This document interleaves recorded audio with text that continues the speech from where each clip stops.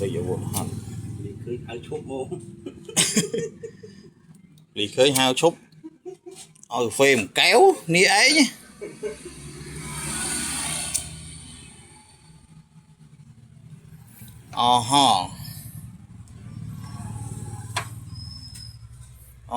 em hua bây cái bọn hua và đình chia này chạ Campuchia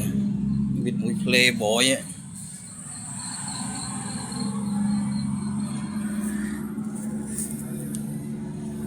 bột tàu không may sất